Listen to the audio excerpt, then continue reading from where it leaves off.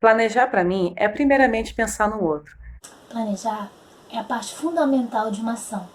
Além de elaborar, organizar e estruturar os conteúdos, eu busco, nos meus planejamentos, criar aulas que me aproximem de cada aluno. Para planejar a aula, você pensa num objetivo a ser alcançado. Depois de você pensar nele, você traça caminhos. Esses caminhos, para quê? Para executar e alcançar esse objetivo. Porque eu acredito que a sala de aula deve ser muito mais que um espaço de passar informações. Deve ser um espaço de interação e de troca, de ensino-aprendizado entre professor e aluno. E quem sabe, com inovação e criatividade, eu possa não só contribuir com conteúdos didáticos, mas também contribuir para que o meu aluno se torne um cidadão consciente de seus deveres e direitos. Planejar é isso. É esse caminho a ser percorrido. Muito legal, Samila, você trazer a importância da cidadania, né, disso ser considerado no planejamento. Ana Beatriz, de fato, ter um objetivo e ter as atividades que vão contribuir para se alcançar esse objetivo é a base de qualquer planejamento, não é? Esperamos que vocês estejam bem, que vocês estejam se cuidando e cuidando das pessoas também que vocês amam, dos amigos, dos familiares e da comunidade que vocês fazem parte. Então, a gente está aqui hoje porque o Navegando não para, né? Eu queria apresentar para vocês a nossa proposta para a Oficina dos Educadores, né? A nossa segunda oficina. A gente está preparando com vocês, com muito carinho, 3 vídeos para que nós possamos compartilhar e construir conhecimento sobre planejamento, né? Que é um assunto difícil, caro e muito necessário na educação, né? Porque ele parte da própria finalidade que a educação tem na vida dos nossos educandos, na nossa vida enquanto educadores, né? E parte de um lugar também de muitas legislações dentro da política pública de educação. E a gente vai ver um pouco de cada uma delas, né? Porque é necessário, a gente precisa entender qual é a finalidade da educação enquanto política pública, né? Porque é disso que são retirados os conteúdos, o debate aí entre os educadores, até se chegar à sala de aula. Nós vamos iniciar nos questionando sobre qual é o objetivo da educação básica.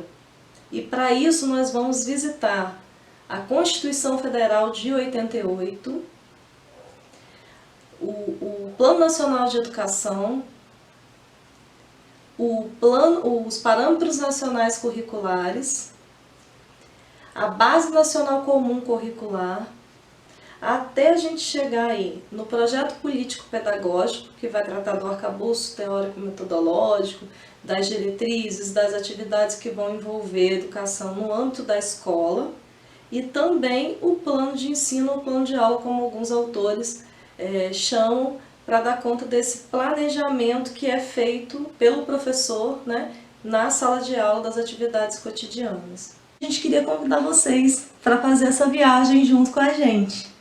Vem com a gente! Vamos nessa embarcação? Vamos construir conhecimento sobre planejamento? Mas falando de planejamento, por onde a gente pode começar a pensar a aula com as crianças? Tá aí uma boa pergunta. Antes de darmos prosseguimento ao vídeo, eu gostaria de ressaltar a relevância do relaxamento, principalmente nos dias de hoje. Ele contribui muito para a nossa saúde e também para o nosso bem-estar. Quando fazemos algo nesse estado onde as nossas tensões estão brandas, as chances de sentirmos prazer nesse exercício é muito maior e a possibilidade de darmos continuidade também. Quando relaxamos, voltamos ao nosso estado natural de calma, tanto o corpo quanto a mente. Quando relaxamos o corpo, automaticamente estamos relaxando a nossa mente. As técnicas de relaxamento são milenares, diversas e atravessam culturas e gerações. Mas uma das mais comumente usadas é a da respiração. Calma! Respira! Quem nunca ouviu isso em um momento de estresse? Você nunca poderia imaginar que essa frase pudesse fazer tanto sentido. Isso mesmo! Respirar corretamente, além de prevenir doenças e aliviar o estresse, ajuda no relaxamento do nosso corpo e também da nossa mente. Depois de entender um pouco melhor sobre o relaxamento e o quanto esse estado mental pode contribuir para a nossa saúde e também na execução de uma atividade, nós vamos fazer agora um exercício de respiração para a gente relaxar e podermos absorver tudo o que essa aula tem para nos oferecer. O nome dessa técnica de respiração e relaxamento se chama 4, 7, 8. Ela funciona da seguinte maneira. Você vai puxar o ar contando de 1 até 4, puxa o ar de 1 até 4, segura do 5 até o 7 e quando chegar no 8 você solta tudo. Vamos fazer? Vamos fazer comigo. A gente vai repetir esse exercício 3 vezes. Então vamos lá. Puxou. 1, 2, 3, 4. Segura. 5, 6, 7. Soltou tudo no 8 e 8. Mais uma vez. Puxou. 1, 2, 3, 4. Segura. 5, 6, 7. No 8 soltou tudo. Agora, terceira e última vez. 1, 2, 3, 4. Segura. 5, 6, 7. No 8. Soltou. Então, a gente falou da necessidade de se estudar várias legislações, né? Mas qual é a importância disso? Nós precisamos conhecer os objetivos da educação básica e estabelecer uma relação de criticidade com os conteúdos. Porque quando a gente trabalha a partir de uma finalidade, a partir de um objetivo, que nós vamos conseguir estabelecer uma certa prioridade na eleição mesmo, na seleção dos conteúdos que são importantes na educação básica. É muito importante conhecermos o contexto da educação e principalmente as leis, os documentos, as orientações legais para o nosso fazer docente, para o nosso trabalho na educação. Por isso faremos esse parêntese na reflexão sobre planejamento, sobre plano de aula. Vamos recapitular essas leis e documentos e começar pelos 4 pilares da educação da Unesco. Os 4 pilares falam sobre aprender a conhecer, né, que é sobre a descoberta, a compreensão e a construção do conhecimento. O segundo é aprender a fazer, então a gente precisa tornar esse conhecimento significativo, né, ele precisa fazer sentido para os nossos educandos. Aprender a conviver, porque numa sociedade complexa como a nossa é importante saber, né, de algumas regras de convivência, de algumas facilidades para que se torne confortável esse conviver. E o aprender a ser, né, o último dos pilares, mas não quer dizer que seja menos importante, não é por ser último, é a sequência, né? Aprender a ser é reconhecer a identidade, é desenvolver a autonomia. A partir desse documento internacional, a gente vem para a Carta Magna do país, né? Que é a Constituição, que na preocupação com essa sociedade, com a cidadania, entendendo a educação como da escola, né? A educação formal responsável por isso, preconiza o pleno desenvolvimento da pessoa para o exercício da cidadania e a qualificação para o trabalho. Nós temos um Plano Nacional de Educação que tem as metas, né, a serem alcançadas e a nossa Carta Magna da Educação, a LDB, a Lei de Diretrizes e Bases da Educação Brasileira. E é ela que dá subsídio, que ancora o nosso trabalho. É nela que nós ancoramos esse trabalho. Então é importante ter conhecimento dela, da LDB. Por que é importante conhecermos a LDB? Porque a gente está falando da LDB nesse momento em que tratamos de planejamento, plano de aula. Porque a gente precisa ver, através dos objetivos que temos com a educação, qual a relação que tem entre o nosso conteúdo programático e o objetivo, né, da Constituição, por exemplo, que é o pleno desenvolvimento da pessoa para o exercício da cidadania e a qualificação para o trabalho. Qual a relação que o conteúdo tem com esse objetivo maior, é com essa compreensão que eu vou dar relevância ou não a determinados conteúdos, que eu vou ter a certeza da importância da apreensão desse conteúdo. Então, isso vai determinar as metodologias que eu vou utilizar. Na seção 3 da LDB, que trata do ensino fundamental, né, nós temos os artigos, o artigo que fala do ensino fundamental obrigatório. Então, é a formalização da educação, é quando o Estado dá conta do dever dele para com a educação. E aí nós temos esses compromissos: o desenvolvimento da capacidade de aprender, a compreensão do ambiente natural e social, o desenvolvimento da capacidade de aprendizagem e o fortalecimento dos vínculos familiares, dos laços de solidariedade humana, tolerância recíproca, em que se assenta a vida social. Olha, quando a gente fala disso, como a gente consegue lá nos 4 pilares, na Constituição e cá nos nossos conteúdos programáticos. Então nós vamos, é essa relação, esse diálogo entre o conteúdo e o objetivo maior com a educação que vai trazer para nós a clareza e a confiança do que nós estamos tornando, né, tornando forte ou menos forte no processo de ensino-aprendizagem.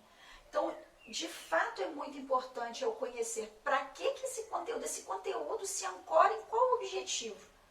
Isso é de suma importância para a gente determinar quais são esses conteúdos, a relevância deles e, tão importante quanto, as metodologias que a gente vai se utilizar para que esse conteúdo alcance significado, conhecimento significativo no processo de ensino-aprendizagem junto aos nossos educandos. Por isso que é importante, e eu trago de um professor muito significativo na minha vivência, que ele diz que o professor que não gosta de ser aluno tem grandes dificuldades em ser professor. Paulo Freire também falava muito isso, né, gente? A gente aprende e ensina tanto quanto o nosso educando. O processo é mútuo. Então é muito importante a gente saber onde que tem o objetivo maior do nosso trabalho, para a gente poder relacionar isso e conseguir fazer essa análise crítica, né, com o conteúdo programático que nos chegam através dos livros didáticos ou de sistemas de ensino. Como dissemos, a LDB, né, as Leis, Diretrizes e Bases da Educação Brasileira, ela trata da educação no nosso Brasil todo, que é um país continental, que é um país enorme, onde as regiões têm suas diferenças, mas dentro das regiões a gente tem outras diferenças em municípios, em territórios. E isso foi contemplado quando se discutiu os parâmetros curriculares nacionais. Esse documento, os parâmetros curriculares nacionais, ele tem esse nome exatamente para que a gente tenha um parâmetro, né? A gente tem ali também alguns direcionamentos para que a gente adeque ao lugar onde nós estamos. Porque nós estamos vendo aí o planejamento e nós vamos conhecer assim quanto que é importante a gente falar para aquele grupo de educandos, né, que tem um contexto especial. Então os parâmetros, ele contempla isso. Nós não vamos falar aqui, né, de todos os objetivos dos parâmetros, mas é importante lembrar que na hora de fazer essa leitura, novamente nós vamos dialogar com todos esses documentos que nós estamos falando e o plano de aula, né? Gente, se nós, sempre lembrando, a educação precisa dar conta do pleno desenvolvimento da pessoa para o exercício da cidadania e a qualificação para o trabalho. Então, tudo que eu faço no meu dia a dia, no cotidiano escolar, está sempre ancorado nesse objetivo principal da nossa Constituição, né? E isso vai possibilitar que tenhamos mais segurança nessa construção. Então, quando o objetivo é de cidadania, mas também de trazer nesse exercício da cidadania a condição da escolha profissional, né? Então eu preciso passar por esses trâmites, né, para chegar ao curso técnico, ao técnico profissionalizante, à faculdade. Então eu preciso dar condições a esse educando de chegar lá nesse lugar. Então esses conteúdos do dia a dia, e onde isso vai se manifestar? No meu cotidiano docente, né? Na relação entre tudo isso com o conteúdo, mas muito importante, e volto a dizer, o como eu faço esse conteúdo, esse conhecimento ser construído. Então, o como eu faço são as metodologias que eu vou selecionar, que para conteúdos diferentes, muitas vezes metodologias diferentes. Para momentos diferentes, metodologias diferentes. Então, nós vamos ver que o conteúdo programático e as metodologias ganham expressão de importância iguais. Então, não basta que eu chegue em sala e dê aula, né? A gente não usa mais essa expressão, eu vou dar aula, eu vou construir aula, eu vou fazer aula junto com os educandos, porque o processo, ele é ensino-aprendizagem.